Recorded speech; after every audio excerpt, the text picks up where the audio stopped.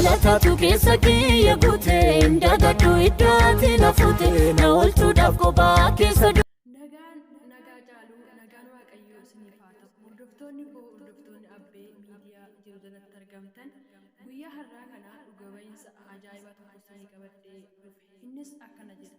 Gaa'ila dhaabbadhee waggaa 20 dhala dhabe. Haati manaa koos muluunni dhukkubsatti. Waggaa 20 guutuu dhiigni ishee dhangala'aa ture. Waggaa 20 kana keessatti mana yaalaa mootummaa fi dhuunfaatti hedduu geessan ture.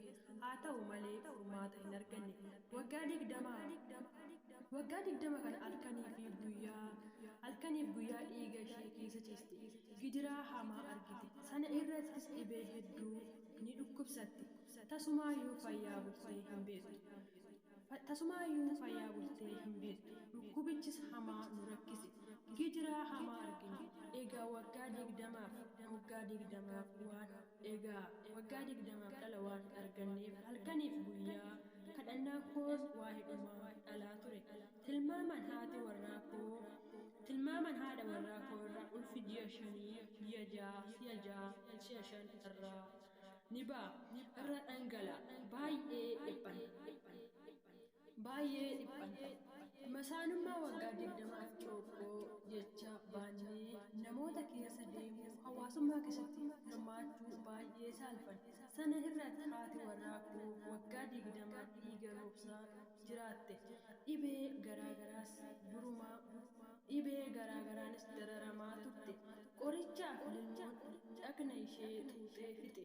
Bifa namummaa dhabdee eegasumaan kana osoo dhiphannu dhukkubni ishees baay'ee cimoon mana yaa. Mee maatiin dhugaa bahiitii ajaa'ibsiisoo guddoo kan biraa hedduu waan qabaniif isaan toora dhugaa bahu waan ta'eef afaan isaanii irraa kabajamtoonni fi jaallatamtoonni maatii waaqayyoo hordoftoonni abbee miidiyaa chaanaalii taatan hundi keessan ilaalaa dhaggeeffadhaa. Waan ajaa'ibaa. Kaasoon jedhama kan irraa dhufe Wallaggaa Lixaanoo Olee Kaabbaa irraan dhufe. Obboloonni warri na bukkee dhaabbatan kun immoo obboloota haadha warraa kootiiti.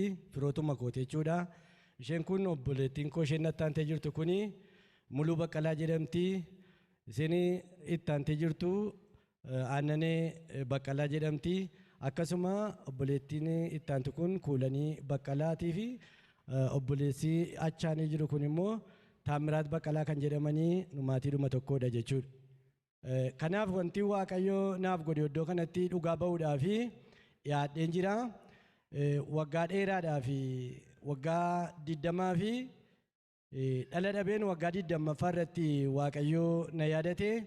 Na yaadachuu waaqayyoo immoo maalirraan kan ka'edha. Bara 2011 iddoo kana lafa kanarra yookaan immoo mana sagadaa kana keessa Afurri waaqayyoo na gargaaree anillee kan inni dhufee fi gara mana yaalaatti rifeerii isuman aanaarraa fudhadhe yookaan immoo Noolee Kaabbaarraa fudhadhe gara godinaatti yookaan immoo gara Wallaggaa Lixaa gara Gimbiitti san dhufee obboleettiin kun dhiiga fudhattu malee fayyuu hin dandeessu dhiigisee dhumeera waan jedhameef rifeerii sana fudhadheen gara Gimbiitti dhufee Gimbii dhiiga hin qabnu jedhanii achumatti immoo fooyyee qabaa jedheen gara Adventistii hospitaalatu jira achitti naqee achiis hin qabnu jedhanii gara riferaalaatti na dabarsanii isheedhuman fidee dhufe yeroo kanattis iddoo sanatti dhiiga kennuufii hin dandeenye mirmaraatuma geggeessanii an guyyaan sun guyyaa wiixataa yookaan immoo dafinoodha kan inni addana dhufe mirmaraatuma geggeessanii dafinoo achoollee facaasaa achoollee roobii gara naannoo sa'aatii 5tti Mee utuu asin findura waggaa amma kana keessatti dhukkubni isaanii maal ture sababii maaliif dhala godhachuu dadhabdanii isin waggaa 20 kanaaf? Eshi wanti nuyi dhala godhachuu dadhabneef isheen yeroo dheeraadhaa fi dhangala'uu dhiigaatu itti baay'ata. Dhangala'uu dhiigaa kanaan al tokko dhiigi kun garaatti nafa ji'a 2 turee garaadhaa dhangala'a. Yeroo itti dhufu immoo gara 7 irra tura.